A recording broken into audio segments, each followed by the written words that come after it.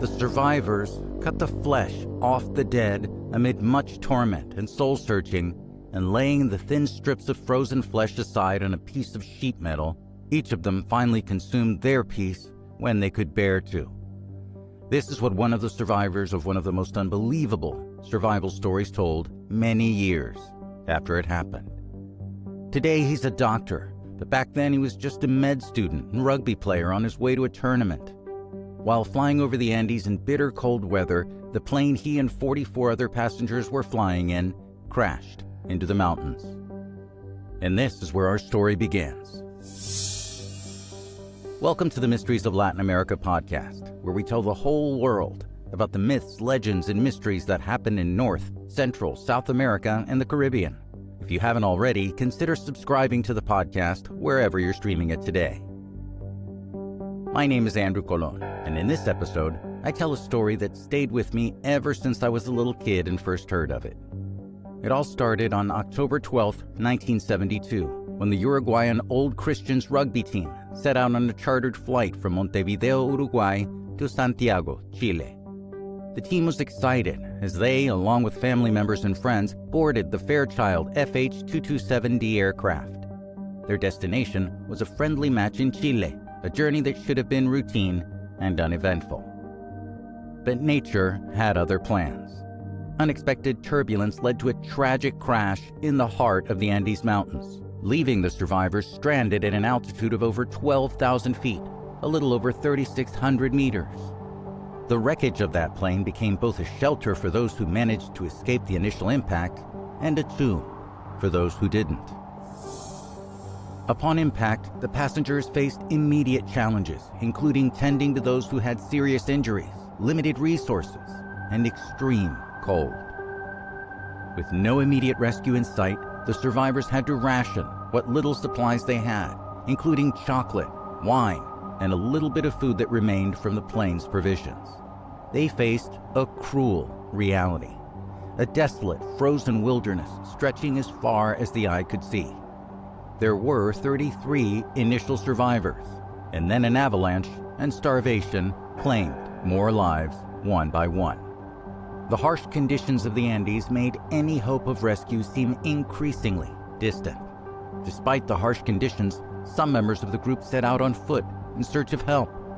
However, the vast and treacherous terrain impeded their progress, leading them to reconsider their strategy and turn back. Despite the odds stacked against them, the group clung to life amidst the wreckage. Days turned into weeks, and the initial optimism that they had started to wane. The biting cold, lack of food, and the constant threat of avalanches tested the survivors physically and mentally. It wasn't just a fight against the elements, but it was a fight against despair itself. With little food remaining and the hopes of rescue fading, the survivors faced a dilemma that would force them to confront the darkest corners of human instinct. As the weeks went on, it became apparent that the only way to stay alive was to make a horrifying choice: to consume the flesh of the deceased, to eat the dead. This decision to resort to cannibalism wasn't made lightly. It was a last resort, driven by the primal instinct for self-preservation. The survivors all grappled with the moral and ethical implications of their actions, knowing that the world beyond the Andes would likely condemn them for the unthinkable choice they found themselves forced to make. In the face of this unimaginable hardship, the survivors formed a pact to support one another and face the challenges together. They understood that unity was their greatest strength, and together they formed a bond that would prove unbreakable. The moral dilemma of cannibalism became a shared burden, a grim reality that strengthened their resolve to survive. Those weeks became months. The survivors clung to life with a tenacity that defied reason. Their diet consisted of meager portions of charred human flesh, the only sustenance available in that unforgiving wilderness. As the world outside the Andes started losing hope for the missing rugby team, a glimmer of optimism emerged. In December, more than 2 months after the crash, 2 of the survivors, Roberto Canessa and Fernando Parrado embarked on a treacherous journey through the mountains to go seek help. They were armed with nothing but determination, and they trekked through the mountains for days and finally encountered a Chilean shepherd. After dealing in so much pain, grief, moral and mental anguish, this was the break they needed. Finally, on December 20th, 1972, after 72 days of unimaginable hardship, rescue helicopters descended upon the snow-covered wreckage. The survivors, who had endured the harshest conditions and faced the darkest corners of human experience, were at last brought back to civilization. The world watched in awe as the emaciated, frost-bitten survivors emerged from the mountainous wilderness. Their story of survival, sacrifice, and the indomitable human spirit became an inspiration to millions. The rescue marked not only the end of their physical ordeal, but also the beginning of a lifelong journey of healing and coming to terms with the choices they had been forced to make. The aftermath of the Andes plane crash left an indelible mark on the survivors. The world grappled with the ethical implications of their actions, debating whether the choice to resort to cannibalism was justified in the face of certain death. The survivors, however, maintained that it was a choice born out of necessity, a testament to the lengths that we as humans will go to endure. In the years that followed, the members of the Uruguayan rugby team faced both scrutiny and admiration. Some struggled with the trauma of their experience, while others became advocates for the power of human resilience. The story of their survival has become a symbol of hope and the triumph of the human spirit over seemingly insurmountable challenges. Today, Dr. Roberto Canessa, one of the two team members who trekked for days and found that shepherd, has been revisiting that pivotal time in his life.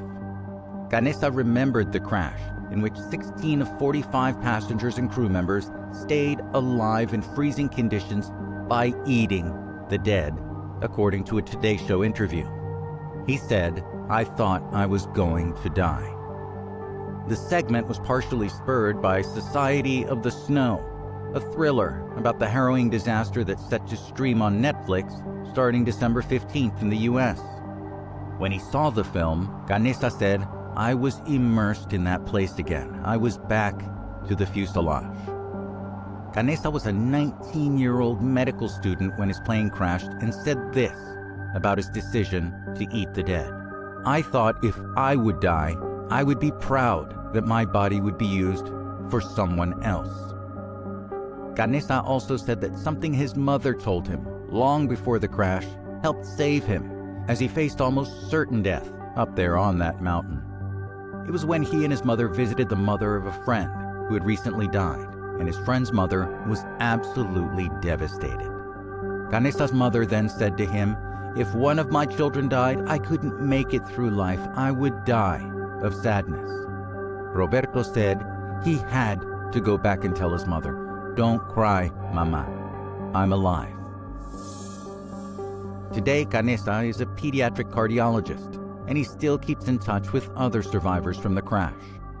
And while he doesn't have any tips for surviving a plane crash, he does have this message: you shouldn't wait for your plane to fall to enjoy and be grateful for life. When we're faced with life and death situations, the things we thought were important suddenly aren't. That's how, at least I think, how us humans have been able to adapt and overcome to get us where we are today. We can be a lot of things, but we're survivors. The things we have to do to survive can leave deep scars, but those scars can remind us that we might just be a little stronger and a little more resilient than we think we are. Friends, I thank you for spending some time with us here on the Mysteries of Latin America podcast.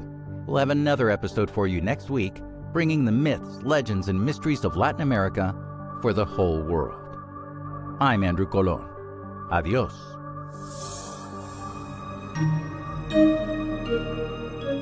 Thank you.